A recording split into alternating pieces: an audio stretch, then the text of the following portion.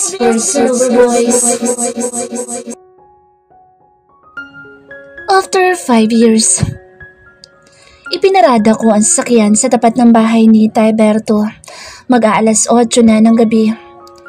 Dahil hindi natuloy ang inuman namin sa bahay ni Benji, ay si Tayberto na lang ang yayayain ko. Matagal-tagal na rin kaming hindi nakakapag-inuman at namimiss ko na din siyang kakwentuhan. 2 taon nang umalis sa kumpanya ko si Tayberto at nagtayo na lang ng hardware sa bayan. Ginamit niyang puhunan ang napagbentahan niyang lupa ng yumaong magulang niya sa probinsya nila sa Visaya. May asawa na rin siya. Umisi ako at bumaba na ng sakyan. Lumapit ako sa bahay niya na may gate na ngayon. Bukas pa ang ilaw sa loob ng bahay at sa terrace. Bukas din ang pinto at bintana at naririnig ko pa ang mga boses sa palabas ng TV. Gising pa siya at ang asawa niya. Tamang-tama. Kumatok ako sa bakal na gate. Tayberto? Sumilip si Tayberto sa bintana at namilog ang mga mata niya nang makita ako. Agad siyang tumayo at lumabas ng pinto. Alvin, ikaw pala yan. Abay, napasugod ka, gabi na. Nakangiting sabi niya na halatang tuwang-tuwa at hindi inaasahan ang pagpunta ko. Lumapit siya sa akin at binuksan ang maliit na gate. Magandang gabi ho, Tayberto. Nakangiting bati ko. Magandang gabi din. Sinurpresa mo ko. Halika, pasok ka. Yaya sa akin ni Tayberto. Pumasok naman ako at sinundan siya sa loob ng bahay. Lumabas naman galing sa kusina si Tita Linda, ang asawa ni Tayberto. 2 taon na silang kasal. Magiliw akong binati ni Tita Linda. Inalok pa nila ako ni Tayberto na kumain. Hindi na ako tumanggi dahil minsan lang naman akong nakakadalaw dito. Habang naghahain si Tita Linda sa kusina at nagdadadaldal naman si Tatay Berto, ay ginala ko ang paningin sa loob ng bahay. Kapag pumupunta ako dito ay pakiramdam ko nandito lang si Danica. Malaki na ang pinagbago ng bahay sa lumipas na 5 taon. Bago na ang pintura ng buong bahay at bago na rin ang mga gamit. Sementado na rin ang labas ng bahay at may gate pang maliit. Ang hindi lang nagbago ay ang kwarto ni Danica. Pink pa rin ang kulay ng kwarto niya. Tinutulugan pa rin niya iyon minsan kapag dumadalaw dito. Minsan, doon na rin ako pinapatulog ni Tayberto kapag naabutan ako ng kalasingan sa inuman namin. At parang gusto kong matulog doon ngayong gabi. Alvin, kumain ka muna. Yaya sa akin ni Tayberto na nasa kusina na rin. Sumunod na ako sa kusina. Kahit kumain na ako sa bahay ni Benji ay marami pa rin akong nakain. Masarap magluto sa Tita Linda. Parehas pa silang madaldal ni Tayberto. Nakakatuwa silang panoorin. Halatang masaya sila sa isa't isa. Masaya ako kay Tayberto dahil nakatagpo siya ng babae makakasama niya habang buhay. Hindi ko naman kailangan mainggit dahil natagpuan ko na rin ang babae makakasama ko habang buhay. 5 years ago pa. At malapit ko na rin siyang makasama ulit. Pagkatapos kong kumain ay inaya na akong uminom ni Tayberto sa terrace. Oh, heto. Alam ko naman na ito talaga ipinunta mo dito. Inilapag ni Tayberto sa harap ko ang isang bote ng beer na namamawis-mawis pa sa lamig. Nangingising dinampot ko naman iyon at binuksan. Nag-toast kami ni Tayberto at sabay namin tinungga ang bote. Hindi ho ba kayo pagagalitan ni Tita Linda? Nakangising tanong ko. Huwag mong intindihin ang Tita Linda mo. Gusto nga nun nalasing ako dahil gagapangin niya ako mamaya bago matulog. Pilyong sabi ni Tayberto. Narinig ko yun, Berto. Baka gusto mong sasayag matulog mamaya. Sabat ni Tita Linda na nasa sala pala. Ngumiwi naman si Tayberto at natawa naman ako. Sa kanya nga nagmana ng kapilihan si Danica. Biro lang, mahal. Naiiling-iling na lang ako habang natatawa. Baka magkaroon ng kapatid niyan si Danica at Tayberto. Biro ko pa. Kusa na nga. Iyang kaso, graduate na ang Tita Linda mo. Kaya itong si Milo na lang ang anak-anakan namin. Tukoy ni Tayberto sa alaga nilang aspi na kulay brown na nangangalabit sa kanya at nangihingi ng pulutan. Tumangutango naman ako at tinungga ang bote. Kumusta ka naman? May bago ka ng nobya? Ngumisi ako at nilapag ang bote sa coffee table. May asawa na ho ako, Tayberto. Pero hiwalay na kayo, hindi ba? Hiniwalayan ka na ng anak ko? Nakangising turan ni Tayberto. Natatawang umiling-iling ako. Muli kong dinampot ang bote at tinungga. Hindi mangyayari yan, Tay. Kami pa rin hanggang sa huli. Alam ko nagbibiro lang si Tayberto, pero may kurot sa puso ko ang sinabi niya. Bumalik sa alaala ko ang gabing iyon nang tawagan ako ni Danica. Asang-asa ako noon na babalik na siya sa akin pero hindi. Gusto niya makipaghiwalay sa akin. Isa na naman iyong malaking dagok sa buhay ko. Pero hindi ako pumayag at kahit kailan hindi kami maghihiwalay. Alam kong naguguluhan pa siya at kailangan niya ng space kaya pinagbigyan ko. Hinayaan ko siyang pumunta ng Manila at doon mag-aral. Paminsan-minsan ay pumupunta ako ng Manila para makita siya pero hindi ako lumalapit at nakatanaw lang sa kanya sa malayo. Gaya noong graduation niya, nakatanaw lang ako sa malayo. Masakit na hindi ako kasama sa importanteng araw niya na iyon pero di bale, darating din naman ang araw na muli kaming magkakasama. Pero paano ba yan? May boyfriend na si Danica sa Manila? Natigilan ako sa sinabi ni Tayberto. Tila huminto sa pagtibok ang puso ko. Naalala ko bigla ang lalaki nakita kong kasama ni Danica noong huling punta ko sa Manila. Gustong gusto ko nang sugurin ang lalaking iyon pero nagpigil lang ako. Ayoko makagawa ng skandalo na lalong magpapalayo ng loob ni Danica sa akin. No, hindi siya pwede magka-boyfriend. Mag-asawa pa rin kami at kasal. Hindi ako makapapayag. Biro lang? Kinabahan ka no? Natatawang sabi ni Tayberto at tinungga ang bote niya ng beer. Nakahinga naman ako ng maluwag at napangisi. Kinabahan ako sa sinabi ni Tayberto. Pero kung sakaling totoo iyon, agad-agad pupunta ako ng Manila at ibabalik dito si Danica. Pero, eto, may good news ako sa iyo na siguradong magugustuhan mo. Ano ho yun, Tayberto? Magbabakasyon dito na 1 buwan sa Danica. Talaga ho? Bumilis ang tibok ng puso ko sa excitement. Oo, tumawag siya sa akin kanina. Ang sabi niya, magbabakasyon daw siya dito na 1 buwan. Pinagan siya ng boss niya. Kailan daw siya uuwi? Parang nabuhay muli ang natutulog kong dugo. Yun lang, hindi niya sinabi. Basta daw uuwi siya malapit na. Balak niya yata akong surpresahin. Natatawang sabi pa ni Tayberto. Inisang tungga ko naman ang natitirang lamang beer sa bote ko. Hindi na ako makapag-intay na makauwi siya. Tay, pasabihan ako kapag nakauwi na siya. Oo naman, ikaw pa. Nagtawanan kami ni Tayberto at pinagpingki ang mga bote namin. Naubos namin ni Tayberto ang 1 case ng beer. Dahil medyo lasing na nga ako ay hindi na ako pinauwi ni Tayberto at sa kwarto na ni Danica ako pinatulog. Pabor naman ako doon dahil gusto ko matulog sa kwarto ni Danica. Kapag natutulog ako doon ay pakiramdam ko kaya yakap ko din siya. O paano? Maiwan na kita dito sa kwarto niyo ni Danica. Bukas ka na lang umuwi at baka antukin ka pa sa biyahe. Madiskrasya ka pa. Ani Tayberto na mapupungay na ang mga mata dahil sa alak. Salamat ho Tayberto. Matulog na rin ho kayo. Sinarado ko na ang pinto ng kwarto. Madilim sa loob at walang ilaw. Humakbang akong palapit sa maliit na lampshade at binuhay ito. Nilapitan ko naman ang aircon at binuhay din. Hinubad ko ang t-shirt at sinampay sa upuan na nasa harap ng maliit na vanity mirror ni Danica. Lumapit ako sa may kaliitang kama at humiga padapa. Isunubsob ko ang mukha sa unan. May fobcon ito dahil bagong laba ang punda. Gayunpaman ay tila naaamoy ko pa rin ang kabanguhan ni Danica. Niyakap ko ang unan at sininghot-singhot ang amoy. How I wish na si Danica ang unang yakap ko. I miss you, baby. I miss you so much. Anas ko at pinikit ang mata. Sa inaanto kong diwa ay ang mukha ni Danica ang aking huling nakita bago tuluyang nilamon ng karimlan. Oh my God. Robin? Anong ginagawa mo dito sa kwarto ko? Naalimpungatan ako sa pamilyar na boses. Iminulat ko ang aking inaantok na mga mata. Napakurap-kurap ako ng mata nang makita sa paanan ng kama si Danica. Baby? Danica's personal voice. Yes, Tay. Malapit na po akong umuwi dyan. Pinayagan na po ako mag-leave na 1 buwan ng boss ko. Talaga anak? Abay mabuti naman kung ganoon. Miss na kita. Namiss ka na rin kabanding ng tita Linda mo. Napangiti ako habang namimili ng mga damit na ipasasalubong ko kay tatay.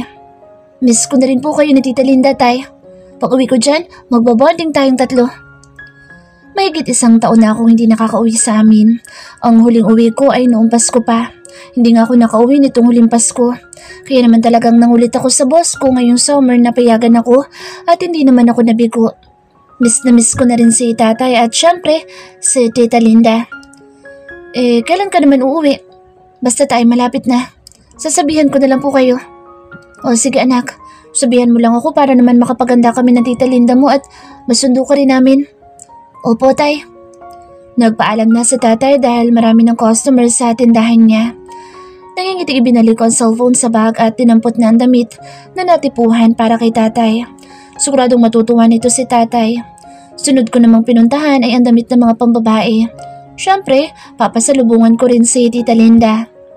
2 taon nang kasal si tatay at si Tita Linda. Silang dalawa din na nagkatuluyan. Si tatay ay umalis na sa kumpanya ni Alvin at nagtayo ng sariling tindahan na isang hardware.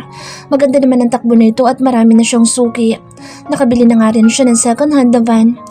Pumuntong hininga ako nang maalala si Alvin, ang dati kong asawa. Asawa ko pa rin naman siya dahil hindi pa kami formal na naghihiwalay. Aaminin ko mahal ko pa din siya at namimiss. Mahirap siyang kalimutan dahil siya ang first love ko. Siya ang una ko sa lahat at hindi na magbabago iyon. Siguro sa pag-uwi ko ay kakausapin ko siya tungkol sa hiwalayan namin para maayos na ang annulment namin. May kurot pa rin sa puso ko na makikipaghiwalay na ako sa kanya ng tuluyan. Pero kasi may takot na sa puso ko na kapag nagsama ulit kami ay maramdaman ko ulit ang nakakabaliw na sakit na iyon. Oo, wala siyang kasalanan pero naging parte siya. Sa 5 taon kong pamamalagi sa Manila ay unti-unting naghilom ang sugat sa puso ko. Pero may pilat pa rin naiwan at minsan ay kumikirot ito kapag nasusundot ng mga alaala ng kahapon. Pagkatapos kong bilian ng damit si Tita Linda ay si Sarah naman ang pinilian ko. Siyempre meron din siya dahil siya ang best friend ko. Na kahit magkalayo kami ay never akong kinalimutan. Kahit nasa Manila nga ako, halos araw-araw kaming magka-chat o kaya video call. Kaya updated kami sa isa't isa. Sa kanya ko lang sinabi na uuwi na ako mamaya ng probinsya. Sekreto lang naming dalawa iyon at hindi ko ipinaalam kina tatay dahil gusto ko silang surpresahin ni Tita Linda.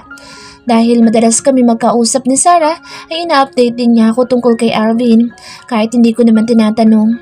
Paminsan-minsan daw pumupunta sa Alvin sa bahay, kakwentuhan o kaya kainuman si tatay. Nakakatuwa lang dahil kahit nakipaghiwalay na ako sa kanya, ay hindi pa rin nagbabago ang pakikitungo niya kay tatay. Max, tingnan mo nga ito kung bagay sa akin.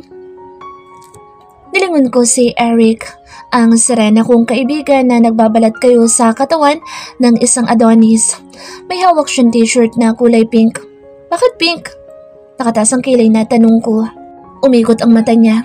Because my favorite color is pink and I love pink. Anya, ngumuso ako. Gaya-gaya po tumaya ka. Tinasan niya ako ng kilay. Bakit ikaw lang ba may karapatan na mag-favorite ng pink? Pabirong inirapan ko siya. Basta, huwag ka masusuot ng pink kapag naka-pink ako Dahil paborito namin pareho ang pink, madalas matchy kami. Kaya madalas na pagkakamalan kami magkasintahan na tinatawanan lang namin. Ay, ako pa talaga mag-a-adjust. Hiyang-hiya naman ako sa'yo. Inirapan din niya ako. Talaga, kundi, isusumbong kita kay Tito Dante. Sasabihin ko na ang barako niyang bunso ay isa palang Serena. Birong banta ko. Kaga ka? Pabirong hinila niya ang buhok ko. Tumawa lang ako. Takot siya sa ama niya na isang retiradong pulis. Di pa kasi alam ng ama niya na isa siyang pusong babae. 5 silang magkakapatid na puro lalaki. Puro mga pulis ang 4 niyang kapatid. Siya lang na bunso ang hindi nagpulis. Magkasama kami sa isang kumpanya at sasama siya sa akin sa pagbabakasyon ko sa probinsya. Pero 1 linggo lang siya doon. Gusto daw niya kasi maranasan ng buhay probinsya pero ang totoo talaga ay gusto lang niya maging malaya sa lugar kung saan walang makakakilala sa kanya at walang manghuhusga. So ano nga Bax? Bagay ba? Pangungulit ni Eric sa akin habang nakalapat sa kanyang katawan ang t-shirt na pink. Oo, bagay sa'yo. Ito naman, kung makatanong parang bestida ang susuot. Siyempre para sure. Maarteng sabi niya na nakatikwas pa ang mga daliri. Namili pa si Eric ng ibang mga damit na babaunin niya sa probinsya. Mangilan-ngilan pa lang ang customer sa store kaya walang kiyameng magpakita ng kabaklaan ng kaibigan ko. Kapag kami lang ang tao o kunti lang ang tao ay inilalabas ni Eric ang tunay niyang siya. Hindi niya iyon magawa sa harap ng maraming tao dahil natatakot siya na may makakilala sa kanya at isumbong siya sa ama niya. Hindi pa siya handang malaman ng ama niya ang totoong siya dahil baka hindi siya matanggap nito Or worse, itakwil pa. Parang ikaw ang uuwi ng probinsya at magbabakasyon na 1 buwan sa dami ng pinamili mo ah. Sambit ko nang nasa counter na kami ni Eric. Siyempre, iba na yung handa no? Para madali ako makaakit ng mga hot prom sa inyo. Siguro naman maraming hot prom sa inyo. Sabi na nga ba yan talaga ang purpose mo sa pagsama sa akin? Magbo-boil at hunting ka lang. Siyempre, kasama na yun. Malay mo, doon ko na matagpuan ang the one for me. Maarte niyang sabi sa maliit na boses. Natatawa na lang tuloy ang mga cashier. Pagkatapos naming mamili ng mga damit ay nag-grocery naman kami. Snacks namin habang nasa biyahe at dagdag pasalubong na rin. Excited na ako umuwi. Mamayang gabi kami aalis ni Eric para umaga na kaming makarating sa amin. Siguradong magugulat si tatay. Danica iha, nasa baba na si Eric. Nilingon ko si Tita Alma sa pinto. Kasama niya ang pinsan kong si Kyle na pumasok na sa kwarto ko. Pasabi na lang po tita, bababa na ako. O sige pero kumain muna kayo bago umalis. Opo tita. Napangiti ako nang tumalikod na si Tita Alma. Maswerte pa rin ako at may tsahin akong kagaya niya. 5 years ago na pumunta ako dito sa Manila para dito mag-aral at bukas kamay na muli niya akong pinatuloy at kinupkup sa bahay niya. Alagang-alaga din niya ako. Palibhasa kasi wala siyang anak na babae. Puro lalaki ang mga pinsan ko. Ate, kanya ko isa nito. Nilingon ko si Cal na may hawak na isang box ng hopya na pasalubong ko kay tatay at tita Linda. O sige na, sa'yo na yung isang box. Basta wag lang yung hopyang baboy. Paborito ni tatay yan. 5 box ang binili ko. Paborito kasi ni tatay ang hopya. Salamat Ate Danica, the best ka talaga. Ngiti-ngiti na sabi ni Cal na binuksan na ang box ng hopya at kumuha ng isa. The best ako dahil may pagkain ako. Nakangising sabi ko sa pinsan na malusog. Siyempre, at saka ate, pag uwi mo pasalubong ha, yung makakain. Hirit pa ni Kyle. Kaya ka hindi pumapayat puro ka pagkain. Natatawang sabi ko. Naalala ko sa pinsan si Sarah noon na may hilig talaga sa pagkain. Mabuti nga ngayon at pumayat-payat na. Talagang sineryoso niya ang pagpapapayat. Si Kyle naman ay bata pa. 15 years old pa lang siya at hindi pa conscious sa katawan. Ang mahalaga lang sa kanya ngayon ay pagkain. Pumapayat na kaya ako? Dinadayet na nga ako ni mommy. Nakangusong sabi ni Kyle habang umunguya. Asus, saan banda ka naman pumayat? Parang hindi ko makita. Pambubuska ko sa kanya at isinukbit na sa balikat ang body bag. Itong tiyan ko medyo lumiliit na. Lumuluwang na nga yung mga shorts ko Well, good for you, Insan. Ipagpatuloy mo yan para sa'yo din yan. Bababa na ako. Binitbit ko na ang maleta kong pink. Ako na dyan ate. Presenta ni Kyle at kinuha sa kamay ko ang maleta. Aba, ang bait Siyempre, basta yung pasalubong ko ha, huwag mong kakalimutan. Oo na. Binitbit ko na mga paper bags na mga pasalubong ko kay tatay at tita Linda. Lumabas na kami ng kwarto ko. Nasa sala na nga si Eric at kahuntahan ng mga pinsan kong lalaki. Mapagkunwari talagang hitad. Lalaki-lalaki kong kausapin ng mga pinsan ko pero deep inside, kinikilig na iyan. Kanya-kanya namang request ng mga pasalubong ang mga pinsan ko. Hindi na kami kumain ni Eric at binaon na lang namin ang pagkaing hinanda ni Tita Alma. Magte-text ka o tumawag kapag nandoon ka na sa inyo ha? Kumusta mo na lang din ako sa tatay mo at kay Linda. Bili ni Tita Alma. Opo tita, mauna na po kami ni Eric. Umalik na ako sa pisngi ni Tita Alma. O sige, mag-iingat kayong dalawa. Eric, mag-iingat sa pagmamaneho. Yes po tita, ako na pong bahala dito sa pamangkin nyo. Ani Eric sa lalaking boses. Brad, ikaw na bahala sa pinsan namin ha. Ani Leo, ang panganay na anak ni Tita Alma na matanda lang sa akin na 1 taon. Walang problema Brad. Nakangising sabi ni Eric at nakipag-fist bump pa kay Leo. Pasimpleng kinurot ko sa tagiliran ng kaibigan na kanyang ikinaigtad. Muntik pa nga siyang mapatili. Sumakay na kami ni Eric sa kotse niya. Kumaway kami kay Tita Alma at sa mga pinsan ko bago pinausad ang kotse. Kaga ka talaga. Muntik na ako kanina. Inirapan ako ni Eric habang nagmamaneho siya. Tinawanan ko lang siya. Malandi ka kasi. Kunwari ka pa kanina. I'm sure para kang sinisilihan sa kilig. Pabirong sinabunutan niya ako. Ano sira na diskarte ko, bruha ka? Ayaw mo ba nun magiging maghipag tayo? Sinabunutan ko din siya. Gaga, may girlfriend na si Leo. Tse, maghihiwalay din sila kapag na-realize ni Leo na kami ang para sa isa't isa. Dalulo ka na naman. Natatawang sabi ko na lang. Mahaba-haba ang biyahe namin ni Eric. Mabuti na lang at nakatulog ako kanina pagkatapos namin mag-shopping kaya hindi agad ako antukin. Ewan ko lang dito sa baklang ito. Kung sabagay, sanay niya naman na siya sa puyatan. Sa gitna ng biyahe ay puro lang kami kwentuhan ng kung ano-ano, kahit walang kwentang bagay. Minsan hihinto kami ng ilang minuto sa isang gasoline station para magpahinga at kumain ng baon namin pagkain. Sinasalitan ko naman siya sa pagdodrive para hindi naman siya mapagod ng husto. At pagputok ng araw ay nakarating na kami sa amin. Ito ba ang bahay niyo, Bax? Tanong ni Eric pagbaba namin ng kotse niya. Nakatingin siya sa bahay namin na sementado na ang lahat ng parte at may gate pa. Oo, yan ang bahay namin. Sabi ko at binaba na ang maleta ko mula sa trunk. Kinuha ko na rin ang mga paper bags sa backseat. Ang syala ng bahay niyo, bahay na nakakaluwag-luwag. Natawa ko sa sinabi ni Eric. Kaga? Sa inyo rin ba yung sasakyan? Nakakaluwag-luwag na nga kayo. Ang mahal kaya ng sasakyan na yan. Nalungan ko ang sasakyan na tinutukoy ni Eric. Isa yung itim na sasakyan na nangingintab pa. Kilala ang model na iyon ng sasakyan na hindi biro ang halaga. Pero hindi kay tatay iyon. Baka nakiparada lang. O baka naman. Bumilis ang tibok ng puso ko. Na, hindi pwede. Imposibleng siya. Ano naman ang gagawin niya ng ganito kaaga dito sa bahay namin? Di sa amin niyang sasakyan. Baka nakiparada lang. Yun ang sasakyan namin, oh. Itinuro ko ang isang van na kulay silver na nabili ni tatay ng second hand. Halika na nga, para makapagkape na tayo. Siguradong gising na sila tatay at magugulat sila na makita ako. Excited na sabi ko. Oo nga, let's go na. Gusto ko na rin magkape at mag-almusal. Tapos matulog para makapaglibot-libot na tayo. Excited ang wika ni Eric. Lumapit na kami sa maliit naming gate at kumatok. Unang lumabas si Tita Linda na halatang nagulat nang makita ko.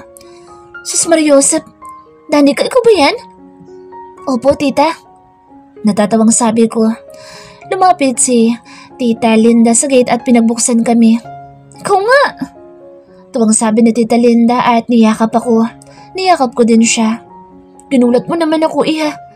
Wala naman sinabi sa Berto na ngayon ka pala uuwi. Hindi ko po talaga sinabi, tita, dahil gusto ko po kayong sorpresahin. Oo nga, nasurpresa nga ako. Namiss kitang bata ka. Muli akong niyakap ni Tita Linda. Sino itong poging kasama mo? Hello po, tita. Bati naman ni Eric sa malambot na boses. Ay, hindi pala pogi, maganda pala. Biglang kabig ni Tita Linda. Natawa naman ako at tumiwalay ng yakap kay Tita Linda. Ay, you're so honest, tita. I like you na. Ako nga po pala si Eric. But you can call me Erica, tita, if you like. Natatawang naiiling na lang si Tita Linda. Ako naman si Linda. Tawagin mo na lang akong tita. At nagbeso-beso pa nga si Eric at si Tita Linda. Mukhang magkakasundo sila. Pinapasok na kami sa loob ni Tita Linda at tinulungan sa mga bitbit namin. Si tatay po pala, tita, tulog pa? Gising na, nasa banyo lang. Siguradong magugulat yun kapag nakita ka. Mahal, pengeng kape. Boses ni tatay sa kusina. Nakalabas na pala siya ng banyo. Mahal, halika muna dito, dali. Tawag ni Tita Linda kay tatay. Nangingiti naman ako sa excitement. Gusto ko na makita si tatay. Siguradong magugulat siya. Bakit, mahal? Basta bilisan mo. Lumabas ka muna. Lumabas si tatay sa kusina, nakakamot-kamot pa sa ulo. Halatang bagong gising at inaantok pa. Ano ba yun, mahal? Natigilan si tatay nang makita ako. Kumurap-kurap pa siya na tila namamalik mata. Nani ka, anak? Ikaw ba yan? Yes, tay. Surprise! Sabi ko at lumapit sa kanya sa bayakap. Amoy beer pa si tatay. Mukhang nag-shot na naman kagabi. Niyakap din ako ni tatay ng mahigpit. Halatang miss na niya ako. Ikaw nga, anak. Bakit naman hindi mo sinabi na ngayon ka pala uuwi? Edi sana sinundo ka namin ni Tita Linda mo. Ani tatay na humiwalay na ng yakap sa akin. Pero ako ay yumakap pa sa bewang niya. Siyempre, sobra ko siyang namiss eh. Kasi po, gusto ko kayo surpresahin. Malambing na sabi ko. Nasurpresa mo nga ako, anak. Kala ko sa mga susunod na linggo ka pa makakauwi. Sobra kitang na-miss, anak. Ako rin po, Tay. Sobra ko po kayong na-miss ni Tita Linda. Lumapit sa amin si Tita Linda at nag-group hug kami. Sobrang saya ko dahil kasama ko sila ngayon. Ay siya nga po pala, Tay. May kasama ko. Lumapit ako kay Eric at tumawag sa braso niya. Kumunot ang noo ni Tatay habang nakatingin kay Eric. Siya po pala, Tay. Si Eric. Eric ang tatay ko. Si Tay Berto. Pagpapakilala ko sa kanilang dalawa. Hello po, Tay Berto. Nice to meet you po. Ani Eric at lumapit kay Tatay at nagmano. Ngumiwi naman sa Tatay. Halatang nagulat sa ikinilos ni Eric. Nice to meet you din, Eric. Kala niyo ho ano? Wala. Kalimutan mo na yun. Tay, marami po akong pasalubong sa inyo. Sabi ko at iminuwestra ang mga dala kong paper bag. Mamaya na yan, anak. Mag-almusal na muna kayo ng kaibigan mo. Alam kong nagutom kayo sa mahabang biyahe. Yaya ni Tatay. Oo nga. Tama-tama katatapos ko lang magluto ng almusal. Ani Tita Linda. Sa pagkainan ay maingay kaming nag-aalmusal. Maraming tanong si Tatay at si Tita Linda. Siyempre hindi rin nagpakabog sa tsikahan si Eric na marami din baong chika. Tuwang-tuwa sa kanya si Tatay at si Tita Linda. I'm sure magkakasundo sila ni Sarah dahil parehas silang machika. Nang maubos ko ang pagkain ko sa plato ay nag-excuse muna ako para ipasok sa kwarto ang maleta kong may lamang mga damit ko. Magbibihis na rin ako dahil medyo nangangati na ako. Iniwan ko muna sa Eric kay Tatay at Tita Linda na aliw sa kanya. Binuksan ko ang kwarto ko. Kumunot ang noo ko nang sumalubong sa akin ang malamig na buga ng aircon at medyo maliwanag pa ang kwarto ko na parang may gumagamit. Pumasok na ako sa kwarto, buhat-buhat ang maleta. Pero natigilan ako na makitang may malaking bultong nakahiga sa kama ko. Hubad-baro siya at nakahantad ang malaki niyang katawan na tila lalo pang lumaki. Oh my God. Alvin? Anong ginagawa mo dito sa kwarto ko? Halos patiling sambit ko. Gumalaw siya at idinilat ang mga mata. Iginala niya ang mga mata hanggang sa magawi sa akin. Kumurap-kurap siya. Pumilis naman ang tibok ng puso ko. Kasi bilis nung una ko siyang nakita noong birthday ni Tatay. Ganitong-ganito ang pakiramdam ko noon. Parang naulit. Baby? Umawang ang labi ko nang bumangon si Alvin sa kama ko. Hindi ko mapigil ang pagmasdan ng katawan niya. Mas lalo lumaki ang katawan niya ngayon na namumutok ang mga muscles sa braso, dibdib at tiyan. Lalo pang lumapad ang mga balikat. Tumaas naman ang tingin ko sa mukha niya. Wala pa rin pinagbago. Gwapo pa din siya. Mas gumwapo pa nga kahit medyo nag-matured. May kahabaan pa rin ang wavy niyang buhok at balbasarado pa. Mas lalo siyang naging hot. Napalunok ako kasabay ng lalo pang pagbilis ng tibok ng puso ko. Pati nga ang gitna ko ay tumibok din. Baby, is that you? Anas ni Alvin at lumapit sa akin. Akmang magsasalita ako pero namilog ang mata ko sa sumunod niyang ginawa. Hinapit niya ako sa bewang sabay kabig sa bato ko at siil ng mariing halik sa labi ko. Tila tinatanggol ang puso ko sa lakas ng kabog ng dibdib ko. Ganoon pa rin ang lasa ng kanyang labi. Kahit medyo may halong lasang alak, mainit pa rin ang kanyang labi na tumutupok sa lakas ko. Ganoon pa rin ang epekto ng halik niya sa akin. Unti-unting natitibag ang pader na binuo ko. Napapikit ang mata ko at gusto ko nang tugunin ang kanyang halik pero hindi. Hindi pwede. Nakipag-iwalay na ako sa kanya. Hindi dapat.